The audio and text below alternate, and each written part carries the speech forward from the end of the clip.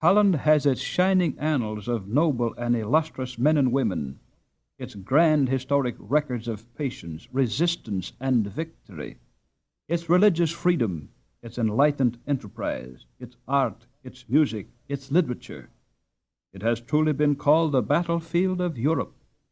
As truly may we consider it the asylum of the world, for the oppressed of every nation have there found shelter and encouragement.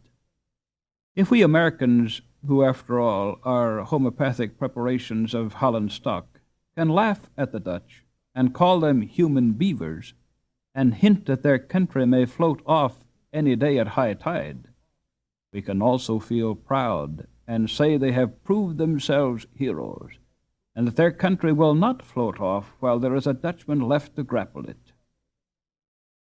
There are said to be at least 9,900 large windmills in Holland, with sails ranging from 80 to 120 feet long. They are employed in sawing timber, beating hemp, grinding, and many other kinds of work. But their principal use is for pumping water from the lowlands into the canals and for guarding against the inland freshets that so often deluge the country. Their yearly cost is said to be nearly $10 millions. The larger ones are for great power. The huge circular tower, rising sometimes from the midst of factory buildings, is surmounted with a smaller one tapering into a cap-like roof. The upper tower is encircled at its base with a balcony, high above which juts the axis turned by its four prodigious ladder-backed sails. Many of the windmills are primitive affairs, seeming sadly in need of Yankee improvements, but some of the new ones are admirable. They are so constructed that by some ingenious contrivance, they present their fans or wings to the wind in precisely the right direction to work with requisite power. In other words, the miller may take a nap and feel quite sure that his mill will study the wind and make the most of it until he wakens. Should there be but a slight current of air, every sail will spread itself to catch the faintest breath.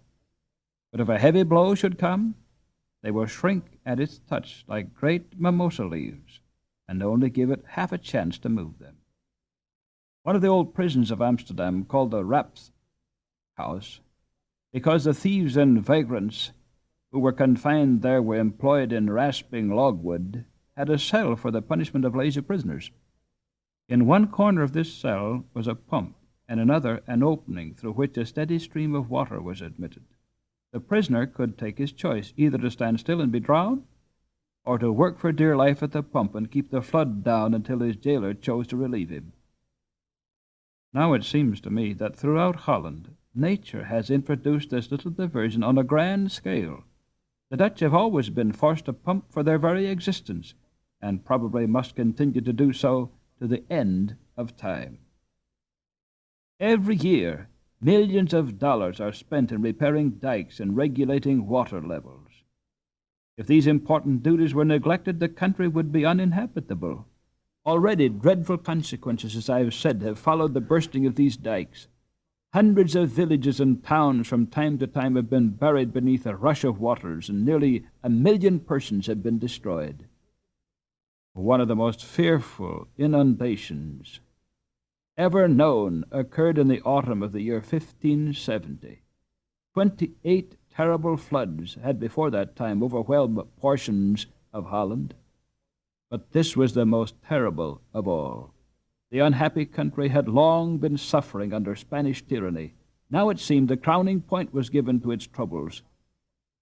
When we read Motley's history of the rise of the Dutch Republic, we learn to revere the brave people who have endured, suffered, and dared so much.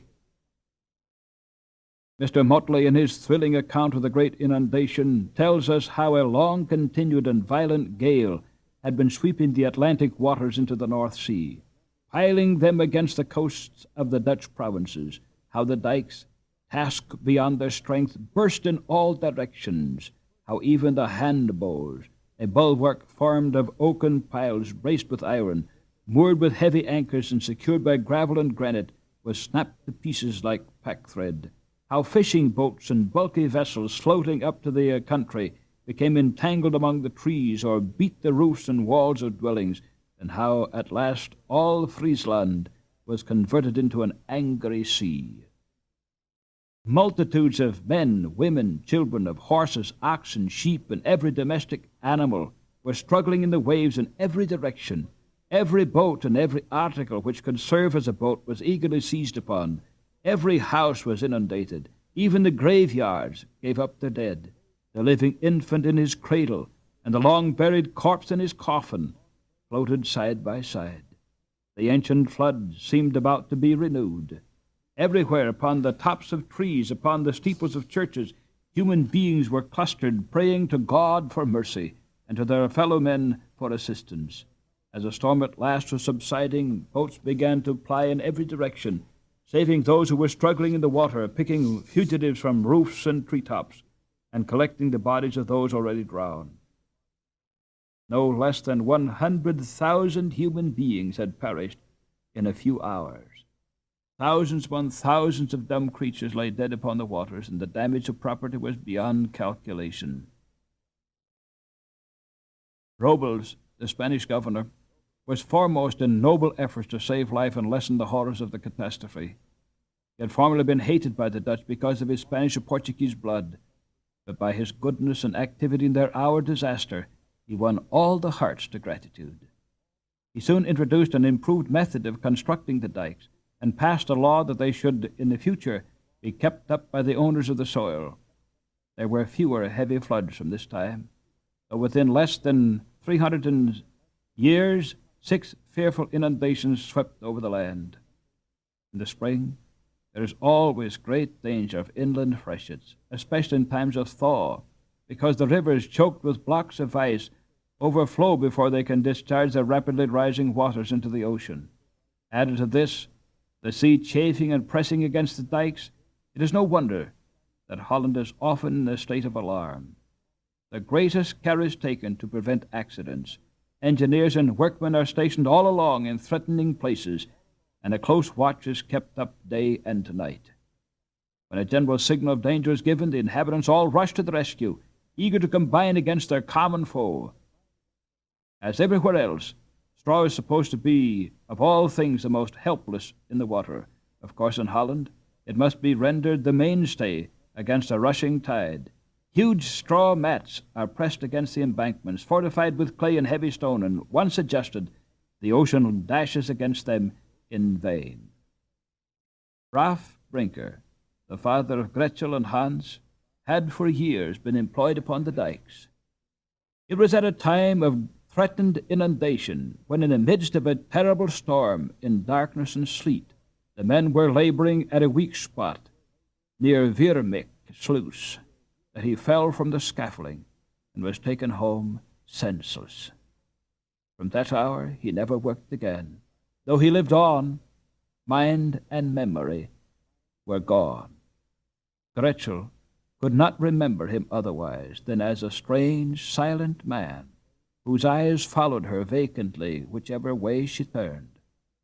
But Hans had recollections of a hearty, cheerful-voiced father, who was never tired of bearing him upon his shoulder, and whose careless song still seemed echoing near when he lay awake at night and listened.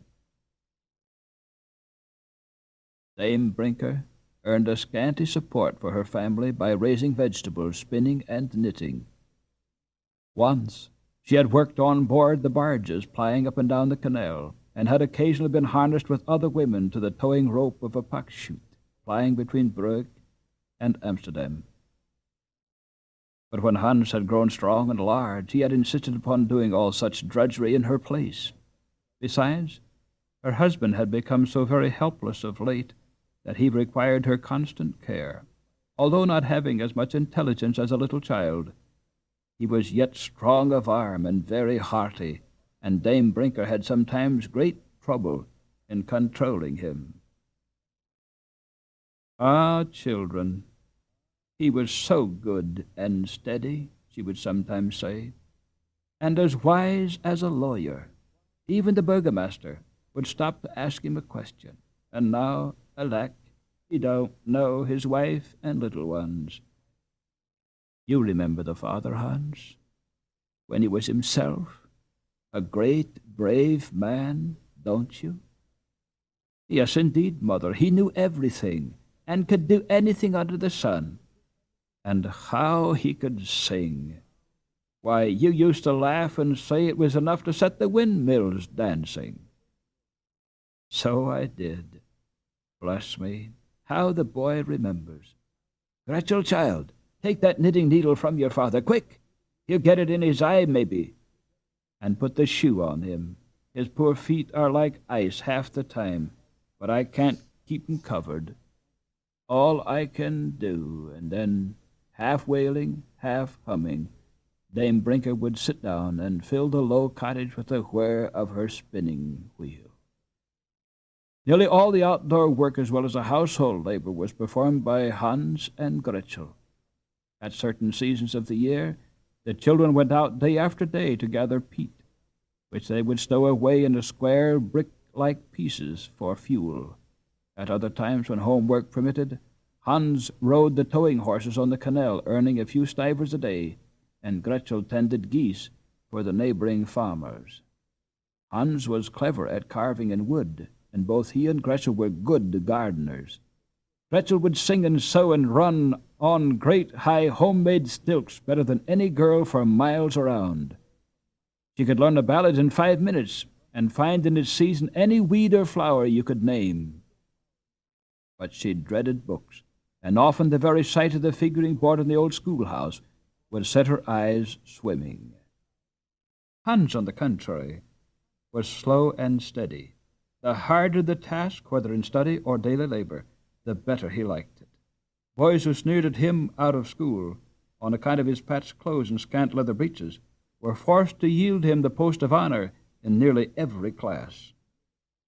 It was not long before he was the only youngster in the school who had not stood at least once in the corner of horrors, where hung a dreaded whip, and over it this motto, "Learn, learn, you idler, or this rope's end shall teach you."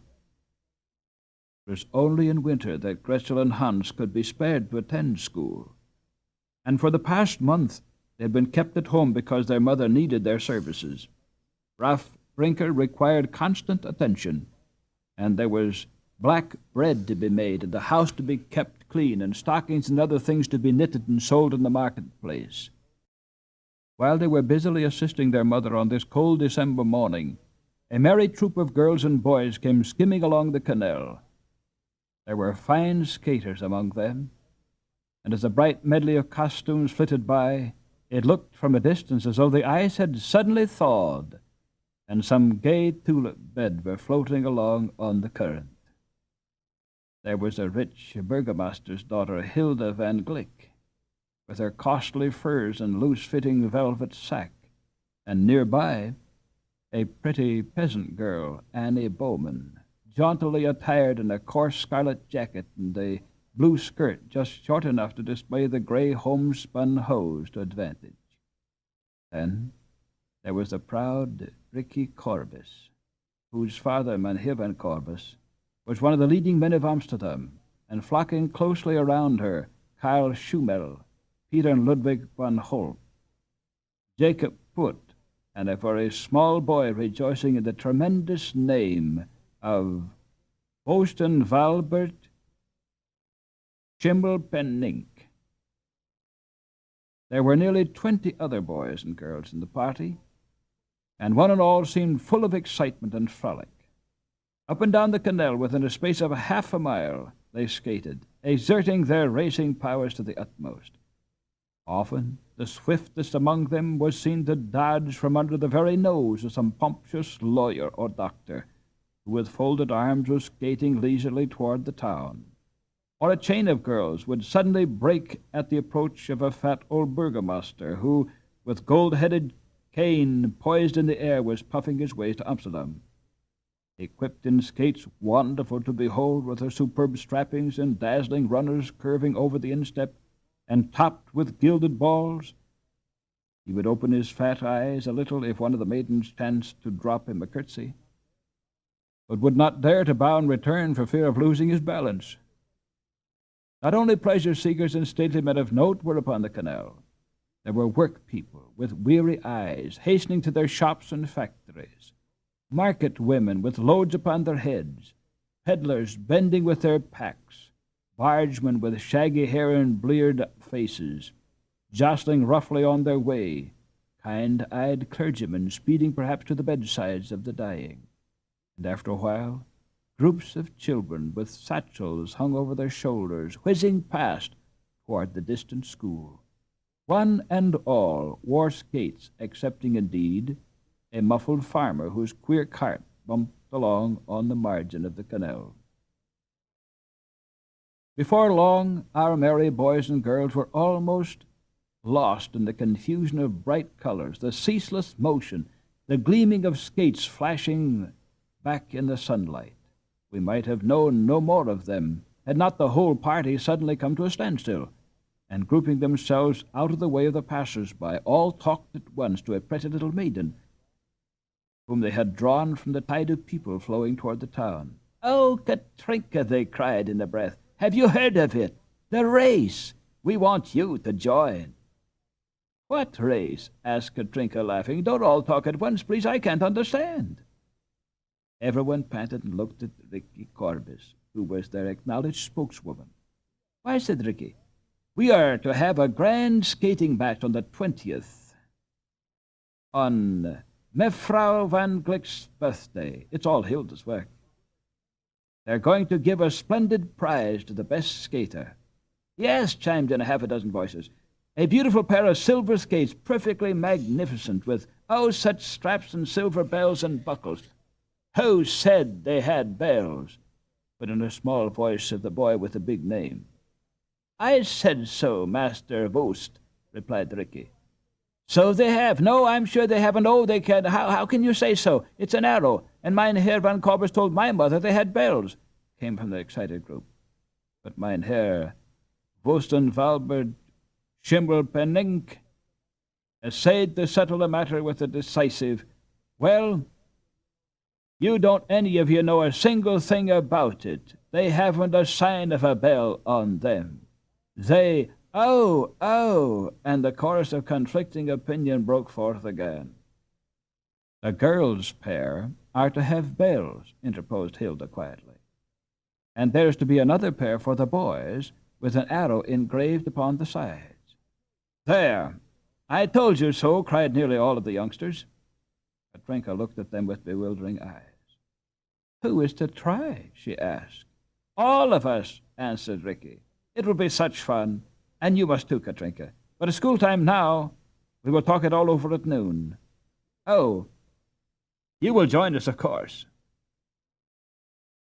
Katrinka, without replying, made a graceful bow and, laughing out a coquettish, "Don't you hear the last bell? Catch me!" and darted off toward the schoolhouse, standing half a mile away on the canal.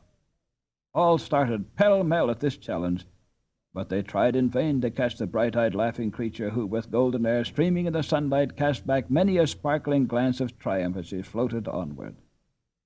Beautiful Katrinka, flushed with youth and health, all life and mirth and motion. What wonder thine image, ever floating in advance, sped through one boy's dreams that night? What wonder that it seemed his darkest hour when years afterward thy presence floated away from him forever. At noon, our young friends poured forth from the schoolhouse, intent upon having an hour's practicing upon the canal. They had skated but a few moments when Karl Schummel said mockingly to Hilda, "There's a pretty pair just coming upon the ice, the little rag-pickers. Their skates must have been a present from the king, direct." "They are patient creatures," said Hilda gently. "It must have been hard to learn to skate upon such queer affairs. They're very poor peasants, you see. The boy has probably made the skates himself." Karl was somewhat abashed. "Patient they may be, but as for skating, they start off pretty well, only to finish with a jerk. They could move well to your new staccato piece, I think." Hilda laughed pleasantly and left him. After joining a small detachment of the racers and sailing past every one of them, she halted beside Gretel, who with eager eyes had been watching the sport. "What is your name, little girl?" "Gretel, my lady," answered the child, somewhat awed by Hilda's rank, though they were nearly the same age. "And my brother is called Hans." "Hans is a stout fellow," said Hilda cheerily, "and seems to have a warm stove somewhere within him, but you look cold. You should wear more clothing, little one." Gretel, who had nothing else to wear, tried to laugh as she answered, "I'm not so very little. I am past 12 years old. Oh, I beg your pardon. You see, I'm nearly 14, and so large for my age that other girls seem small to me. But that is nothing. Perhaps you will shoot up far above me yet. And not unless you dress more warmly, though. Shivering girls never grow." Hans flushed as he saw tears rising in Gretchel's eyes. "My sister has not complained of the cold, but this is bitter weather, they all say." And he looked sadly upon Gretel. "It is nothing," said Gretel. "I'm often warm, too warm when I'm skating. You are good, Jungfrau, to think of it." "No, no," answered Hilda, quite angry at herself. "I am careless, cruel, but I meant no harm. I wanted to ask you, I mean, if—" and here Hilda, coming to the point of her errand, faltered before the poorly clad but noble-looking children she wished to serve. "What is it, young lady?" exclaimed Hans eagerly. "If there's any service I can do, any—" "Oh, no, no," laughed Hilda, shaking off her embarrassment. "I only wish to speak to you about the grand race. Why do you not join in it? You can both skate well, and the ranks are free. Anyone may enter for the prize." Gretel looked wistfully at Hans, who, tugging at his cap, answered respectfully, "Aye, Jungfrau, even if we could enter, we could skate only a few strokes with the rest. Our skates are hard wood, you see," holding up the sole of his foot, "but they soon become damp, and then they stick and trip us." Gretchel's eyes twinkled with fun as she thought of Hans's mishap in the morning, but she flushed as she faltered, "Oh, no, we can't join. But may we be there, my lady, on the great day to look on?" "Certainly," answered Hilda, looking kindly into the two earnest faces, and wishing from her heart that she had not spent so much of her monthly allowance for lace and finery. She had but 8 hatchets left, and they would buy but 1 pair of skates at the furthest. Looking down with a sigh at the 2 pairs of feet, so very different in size, she asked, "Which of you is the better skater?" "Gretel," replied Hans promptly. "Hans," answered Gretel in the same breath. Hilda smiled. "I cannot buy you each a pair of skates, or even 1 good pair, but here are 8 cartridges. Decide between you which stands the best chance of winning the race, and buy the skates accordingly." "I wish I had enough to buy better ones. Goodbye." And with a nod and a smile, Hilda, after handing the money to the electrified Hans, glided swiftly away to rejoin her companions. Jungfrau von Glick!" called Hans in a loud tone, stumbling after her as well as he could, for one of his skate strings was untied. Hilda turned, and with one hand raised to shield her eyes from the sun, seemed to him to be floating through the air, came nearer and nearer. "We cannot take this money," panted Hans, "though we know your goodness in giving it." "Why not, indeed?" asked Hilda, flushing. "Because," replied Hans, bowing like a clown, but looking with the eye of a prince at the queenly girl, "we have not earned it." Hilda was quick-witted. She had noticed a pretty wooden chain about Gretchel's neck. "Carve me a chain, Hans, like the one your sister wears." "That I will, lady, with all my heart. We have white wood in the house, fine as ivory. You shall have one tomorrow." And Hans hastily tried to return the money. "No, no," said Hilda decidedly. "That sum will be but a poor price for the chain." And off she darted, outstripping the fleetest among the skaters. Hans sent a long, bewildered gaze after her. It was useless, he felt, to make any further resistance.